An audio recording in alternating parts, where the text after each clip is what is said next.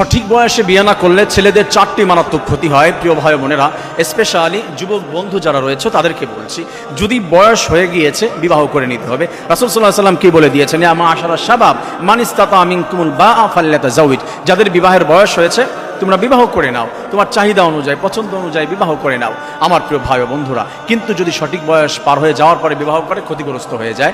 1 নম্বরে 4টি যে বিষয় রয়েছে তার ভিতরে ফার্স্ট একটা হচ্ছে যে মানসিক সমস্যার ভিতরে পড়ে যায়। অনেক সময় মনে করবেন যে আপনার যে বয়সটা ছিল, যেই বয়সে 18-20 বছর 22-25 বছরের যে একটা চাহাত ছিল, যে মানসিকতা ছিল, এটা আস্তে আস্তে দেখবেন নষ্ট হয়ে যাবে। আপনার ইনকামের দিক দিয়ে, পড়াশোনা বা আনুষঙ্গিক যে কোনো দিক দিয়ে টেনশনের ভিতরে খুব বেশি পড়ে যাবেন, এই প্রবলেমের ভিতরে পড়ে যাবেন। দেখবেন যে ম্যাচিং হয় না। আমি যেটা বলছি এটা মিলিয়ে দেখবেন। অনেকে বেশি বয়স হয়ে যাওয়ার পরে বিবাহ করেছে 14-15 বছর বা 18 বছরের একটা মেয়েকে, তার বয়স হচ্ছে 38 বছর, তখন ম্যাচিং হয় না, প্রবলেমের ভিতরে পড়ে যায়। তাই এটা হচ্ছে একটা ক্ষতি। 2 নম্বরে যে সমস্যার ভিতরে পড়ে যায় সেটি হচ্ছে চারিত্রিক সমস্যার ভিতরে পড়ে যায়। এটা অবশ্যই হবে ম্যাক্সিমাম ছেলেদের বিপরে, আমি সবার কথা বলছি না, বাট ম্যাক্সিমাম মেজরিটি পার্সেন্ট যেটা, সেটার কথা আমি বলছি। যে যদি সঠিক বয়সে বিবাহ না করে তাহলে 1000-এর ভিতরে যদি বলি তাহলে চিন্তা ভাবনা করে 950টা ছেলে দেওয়া যেতে পারে যারা চরিত্র ঠিক রাখতে পারে। আর 50 জন হচ্ছে 900 পারে না হচ্ছে 950 জন তারা পারে না, আর 50 জন হচ্ছে তারা পারে। আমি মিস্টেক করে ফেলেছি।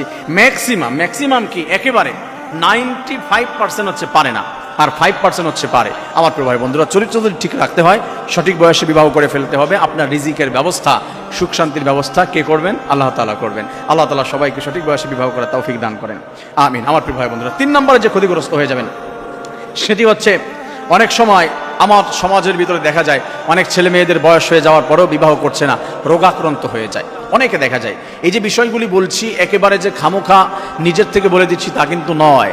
আপনি বিজ্ঞান রিসার্চ করে দেখবেন, এবং মেডিকেল সায়েন্স যারা আছে, গবেষণা করছেন, বোর্ড আছে, তাদেরকে জিজ্ঞাসা করে দেখবেন বয়স বেশি হয়ে গেলে অনেক সময় রোগাক্রান্ত হয়ে যায়। এটার অনেকগুলি কারণ রয়েছে, যেগুলো আমি যদি এক্সপ্লেন করতে যাই হয়তো অনেকে লজ্জা পাবে। আমি লজ্জা পেতে দিচ্ছি না। যারা অ্যাডাল্ট তারাই বিষয়টি শুনবে এবং তারাই বুঝবে। আমার প্রিয় ভাই বন্ধুরা, আল্লাহ তাআলা বোঝার তৌফিক দান করেন, আমিন। এরপরে অনেক দিক দিয়ে সমস্যার ভিতরে পড়ে যায় সেটি হচ্ছে এই অনেকে শারীরিক অক্ষমতার দিকে ঝুঁকে যায়। এই বিষয়টি একটার সাথে রিলেটেড, তার সাথেও আরেকটি বলছি। আপনার অল্প বয়সে যেই ক্ষমতাটা ছিল, অল্প বয়সে যে মানসিকতাটা ছিল, এটা কিন্তু আপনার যখন বয়স পার হয়ে গিয়েছে, ভাই আজ মেডিকেল সায়েন্স কি বলছে, 30-এর পরে আপনার সেই ক্ষমতা থাকে না। 40 পার হয়ে যাওয়ার পরে পৃথিবীর যত বড় শক্তিশালী পুরুষ হোক, আর উপরের দিকে যায় না শক্তি, এই যে নিচের দিকে যেতে থাকে। উপরে আর ওঠে না, নিচের দিকে যেতে থাকে, শুধু কমতেই থাকে। আর একটা কম বয়সী ছেলের ভিতরে যে চাহাত থাকে, যে ক্ষমতা থাকে, এটা কিন্তু বেশি বয়স হয়ে গেলে, পার হয়ে গেলে সেটা আর থাকে না। এই জন্য অল্প বয়সে, অর্থাৎ সঠিক বয়সে বিবাহ করে নেওয়া উচিত। আল্লাহ তাআলা যাদেরকে বিবাহের অ্যাবিলিটি হয়েছে, বয়স হয়েছে, রব্বুল আলামিন তাদের চাহিদা অনুযায়ী প্রত্যেককে বিবাহ করার তৌফিক দান করেন। আল্লাহ তাআলা আমাদের সবাইকে ব্যবস্থা করে দিন, আমিন।